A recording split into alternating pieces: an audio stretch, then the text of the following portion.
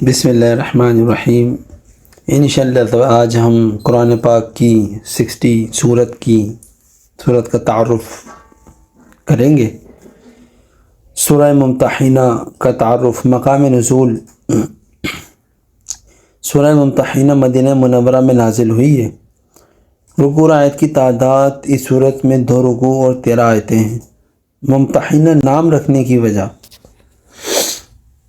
ایک قول یہ ہے کہ اس سورت کا نام ممتحنہ ہے، اس سورت میں اس کے معنی ہوگا عورتوں کا امتحان لینے والی سورت، اور دوسرا قول یہ ہے کہ اس کا نام ممتحنہ یعنی اس سورت میں ان عورتوں کا ذکر ہے کہ جن کا امتحان لیا گیا۔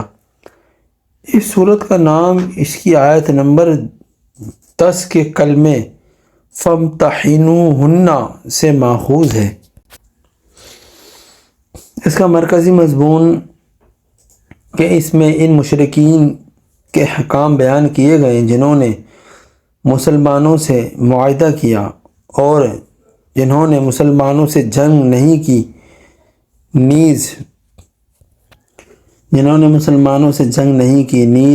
اس میں مکہ مکرمہ سے ہجرت کر کے مدینہ منورہ آنے والی مومنہ عورتوں کے ایمان کا امتحان لینے کا حکم دیا گیا ہے۔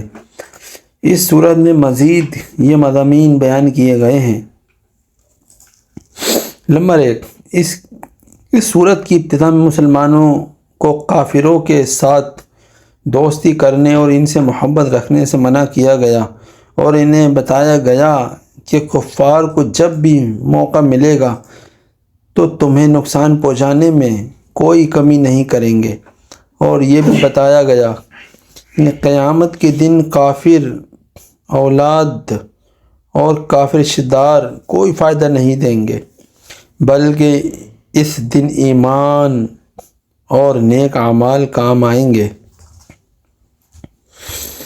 اس کی مثال کے طور پہ حضرت ابراہیم علیہ السلام اور ان کے ساتھیوں کی سیرت بیان کی گئی کہ کس طرح انہوں نے اپنی مشرک قوم سے بیداری کا اظہار کیا تھا تاکہ مسلمان حضرت ابراہیم علیہ السلام کی سیرت کو اپنے لیے مشعل راہ بنائیں۔ یہودیوں اور مشرکوں سے تعلقات کے بارے میں اصول بیان کیے گئے، اور مدینہ منورہ ہجرت کر کے پہنچنے والی مومنہ عورتوں کا امتحان لینے کا حکم دیا گیا، اور ان کے بارے میں شرعی حکم بیان کیا گیا۔ اس صورت کے آخر میں مسلمان کو یہودیوں کے ساتھ دوستی کرنے سے منع کیا گیا۔ اللہ تعالیٰ سے دعا ہے کہ وہ ہمیں سورہ ممتحنہ کو سمجھنے، اس کو پاک کثرت پڑھنے کی توفیق عطا فرمائے۔ جزاک اللہ خیرہ۔